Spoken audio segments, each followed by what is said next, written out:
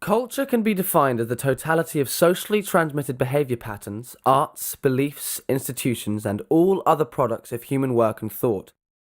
Some examples are music, science, and literature. In the modern age, copyright laws internationally regulate cultural material spread, manipulation, and development.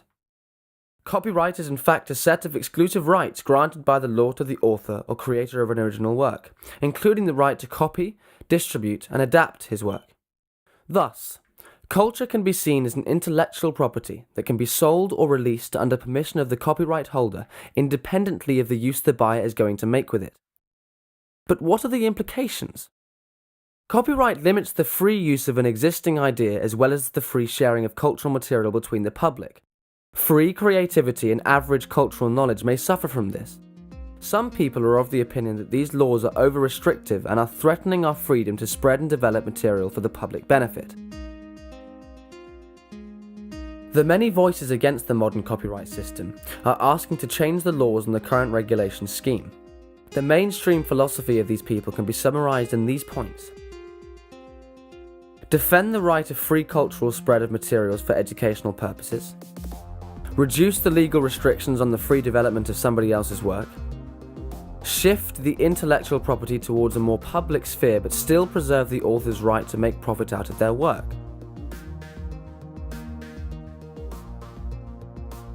These beliefs are represented by the social movement founded by Lawrence Lessig, the Free Culture Movement.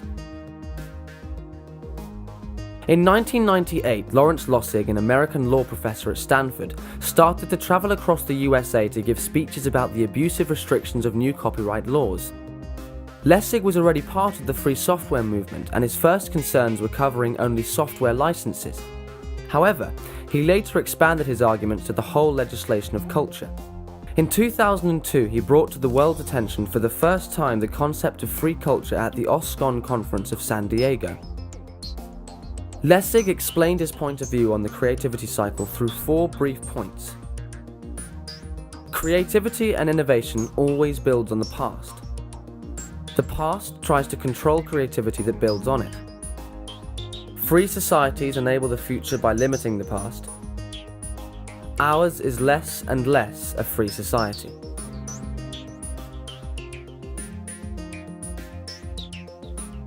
Lessig's points were a strong opposition to the 1998 Sonny Bono Copyright Term Extension Act that extended copyright's term by 20 years, leading to a total of 95 years from the publication date.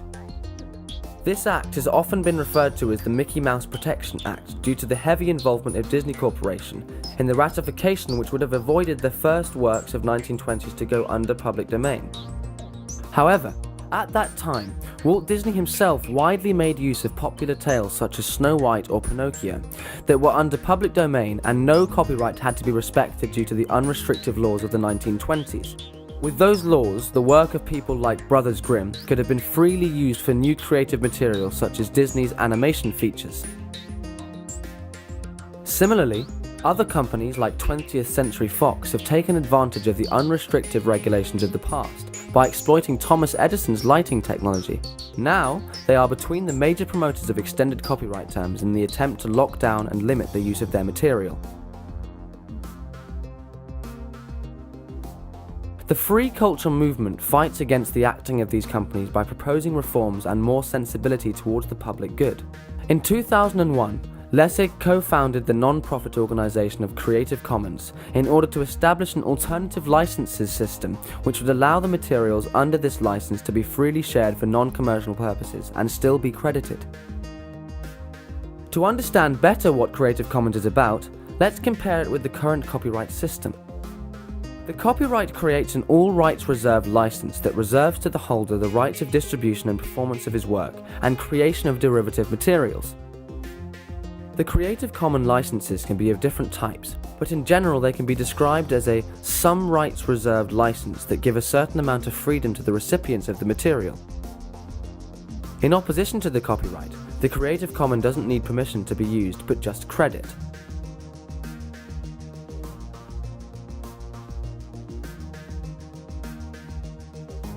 The different versions of Creative Commons licenses comprehend a selection of 4 conditions that can be combined together.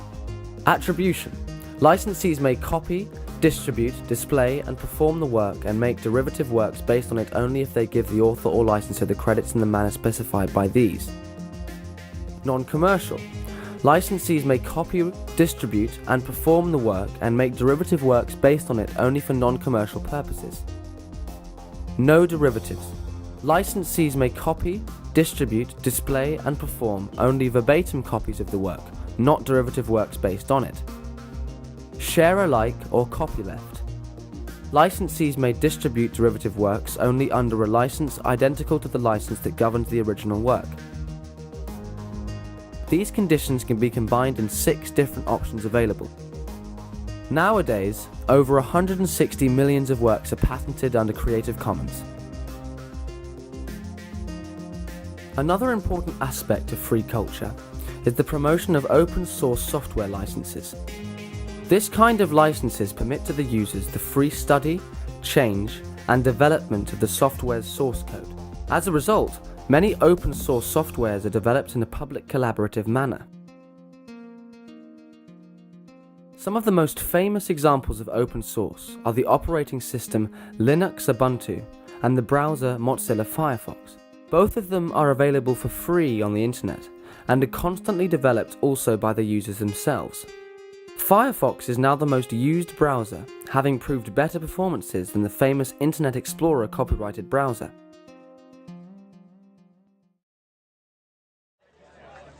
The free culture movement has a student representative in SFC, Students for Free Culture. The student movement is composed of about 30 chapters across USA and UK universities. Freeculture.org is the reference website of SFC, where they promote the placing of the tools of creation and distribution, communication and collaboration, teaching and learning into the hands of the common person through the democratization of digital technology and the internet. The University of York hosts one of the 3 UK chapters of the Free Culture movement. The Free Culture Society, FCUY, is active in publicising the SFC activity in York since 2009. Its leader, Andrea Facina, is also a member of the SFC Board of Directors. Students for Free Culture is an international chapter-based organization which promotes the public interest in telecommunications policy. Mainly we focus on promoting open access to lectures, notes, and knowledge in general. Our main goal is to spread culture and increase the access that people have to the culture itself, and at the same time protect the property rights of the producers. Students for Free Culture at the moment has around 35 active chapters, mainly in the US, but with some exceptions, and York is one. There is another one in Malta. There is another chapter in France, in Paris, which is very active at the moment.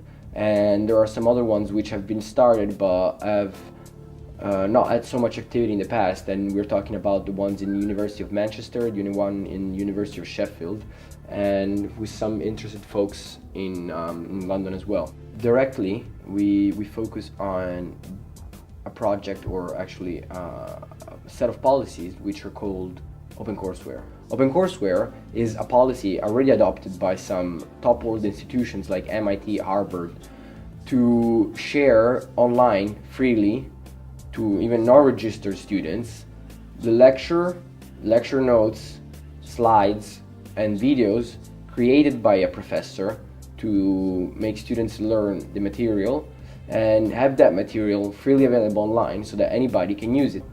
Students for Free Culture is gaining lots of support around because telecommunications policies are day by day more important in the life of students. The support for open educational resources in the internet is wide. Wikiversity is an example of how everyone can have access to the higher educational material that has been shared so far on the site. Open course programs came first to the public attention when MIT started the OpenCourseware project, aimed to provide a new model for the dissemination of knowledge and collaboration among scholars around the world and contribute to the shared intellectual commons.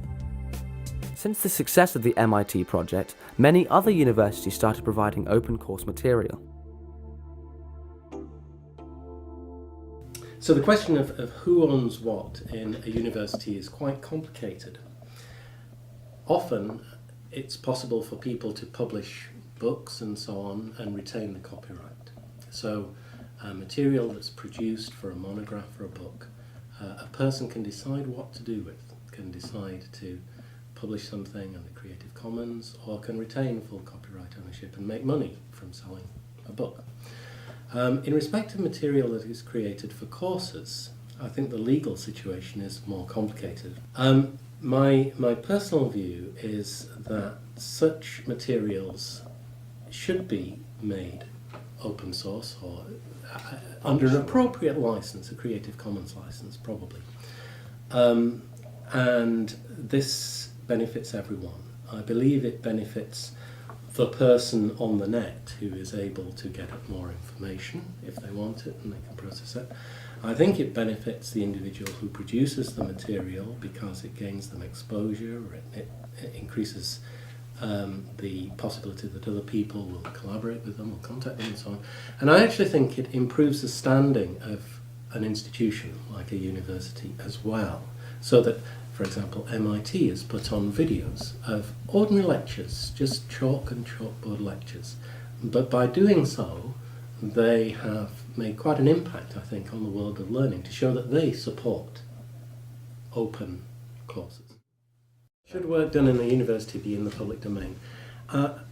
Having held one opinion for many years, I've moved to a position now where I don't know. I think it's a very complicated question, much more than I used to think. The free culture movement is now active worldwide, but critics and oppositions to the movement are always present. Tom Gregory is a student at the University of York who disagrees with the free culture's ideas. Yeah, in order to make achievements in science and technology, collaboration is very important. And a lot of information and research is shared between universities, and that's how you create new ideas. However, universities need funding, and some of their funding comes from research grants, from organisations. The organisations pay the universities to do some research. So some of the research the university does needs to be private, so that they can be a revenue stream so the university can make money off that. But I think for a lot of research, I guess more sort of theoretical stuff, I think it is important that the universities collaborate. So I think both are needed for the university research to be successful. Supporters of the arts and music industry like the Songwriter Guild of America claim that free culture is hurting economic growth. I think an economist would argue that you want to keep further incentives in place for people then to exploit their intellectual property having made it. So to turn it into, if you like, economic growth. So all of those things are a subject of debate in the university. Mm-hmm. And things change. Again, a very personal view is, I think, that the more freedom that is given, the better. The Free Culture campaign is aimed to raise sensibility towards the future generations. Its philosophy is to sacrifice a bit of individual rights for the benefit of public good. But free culture is not a replacement to the system. It's an alternative, a choice, which is up to the artists and developers. It is important to understand free culture is intended not as free beer, but as free speech. A free society is a step ahead towards progress.